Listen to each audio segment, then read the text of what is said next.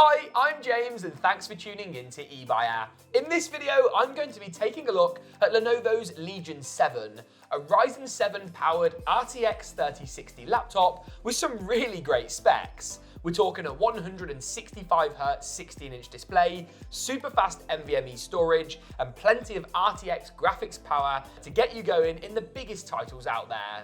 Let's do this.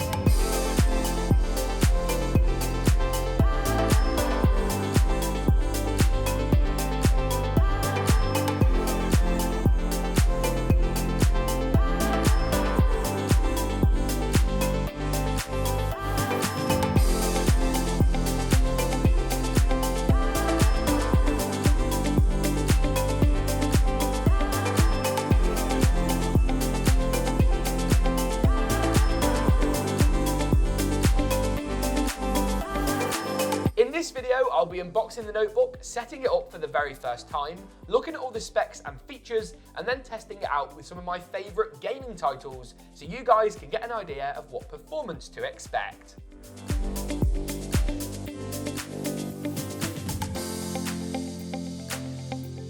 That is actually a really nice fancy box. The kind of logos are almost kind of holographic in the colours when you move them at different angles. And you also get an included power adapter as well, just to the right of the notebook, in that larger outer packaging. Here you'll find the power adapter, which is actually pretty slimline considering it's a 300 watt design. It does of course need to be a little bit larger in its form factor, as it's got to power up the RTX 3060 graphics and Ryzen 7 processor, with the other half of your power cable here as well. I talked about how cool and slightly holographic actually the box is by design, so let's go ahead and remove the plastic sleeve in and take a look at the notebook itself. Look how cool that Legion lettering is as well. I always love when people do a black on black aesthetic, a bit of matte, a bit of glossy. It really is nice. I love what Lenovo are doing actually with the Legion lineup. We've been really impressed with some of the other Legion notebooks we've looked at here on the eBuyer channel, and we'll link those videos in the description below.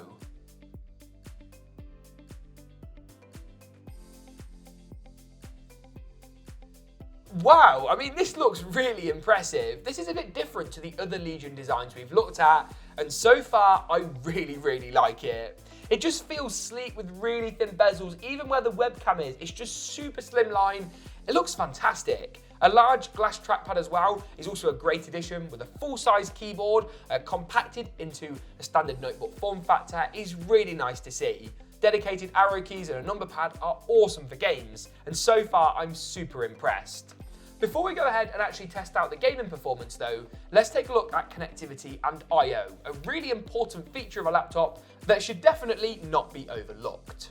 Kicking things off on the right hand side, we've got a super speed USB-C port, amazing to see, with a webcam switch. And then moving to the rear, we've got a full-size RJ45 Ethernet port, which is going to be great for a LAN party or just connecting up in an office to get access to the network or slightly faster speeds. We've then got a further USB-C port, which is also great to see. I love to see plenty of USB-C connectivity on a modern design. It really helps to future-proof the product. You've then got two standard USB 3 ports, a USB Type-A, a HDMI connector, and a further USB 3 port, which actually has an increased power output, meaning you can charge up a phone and get those fast charging speeds. We've then got the power jack, the dedicated power jack, which of course plugs into the power brick we looked at earlier, alongside a further USB-C port and a headphone connector on the left-hand side. This is technically a headphone mic combo jack, so if you have a headset, you can also plug that in, and it's great to see that analog connection has not been missed out on a design like this. Overall, the form factor feels great. Plenty of ventilation as well. You can see two fans just peeping through the bottom vents here, with plenty of rear ventilation as well. Something that's commonplace on high-end gaming notebooks to really ensure you get good temperatures and you're not thermal throttling any of your really great hardware in terms of the Ryzen 7 and RTX graphics that come included. Let's go ahead though and plug it up, install some of our favourite games, test out the screen, speakers, and of course the all-important performance figures. Powering the notebook up for the first time then, whoa, we got an addressable RGB keyboard, and I didn't even notice this earlier, an RGB light strip that runs around the perimeter of sort of the front of the notebook. I'm really tempted to lift this up and see where that's coming from. Whoa, I didn't even see that. Oh my goodness, Lenovo, what are you doing? This is amazing. That keyboard is so bright as well. And we'll definitely take a look at some of the different RGB effects a bit later on. That has made my day. I was not expecting that keyboard to light up. It just didn't look like the type. Amazing. As far as performance goes, there's a couple of tests I like to put any notebook or system through to really put it through its paces, and the Legion 7 is no different. Here we're going to first test out GTA 5.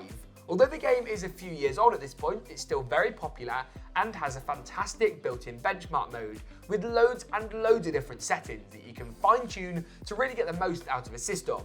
So taking a look here, we're running at 2560 by 1600, so that's even more resolution than 1440p, really maximising everything the screen's got to offer. We've got all of our densities and scalings set to just above halfway, and then all of the other settings set to high, occasionally normal, if there's only a normal or a very high setting. We're then going to hit tab to run the game's inbuilt benchmark mode, and just keep an eye on the frame rate, which will be situated in the middle of the screen.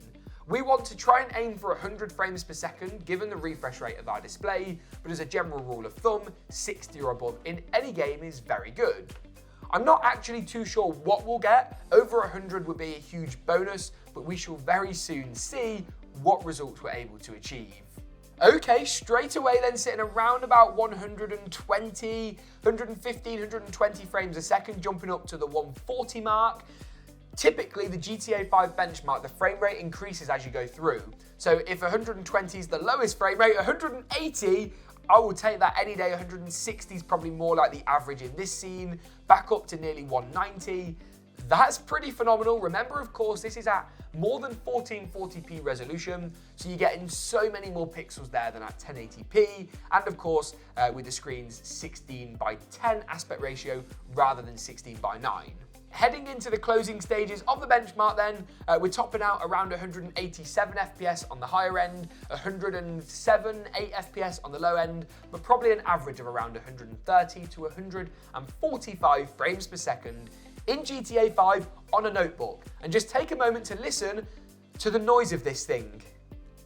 Yes, that's right, there basically isn't any. This thing is incredibly quiet, which is an awesome achievement from Lenovo Legion, given of course how powerful the Ryzen 7 and RTX graphics are, and as such, how much cooling they need. So some really great fans, really great heat sinks under here as well, that are doing a great job of making sure the notebook doesn't thermal throttle as we round things out at 187 frames per second.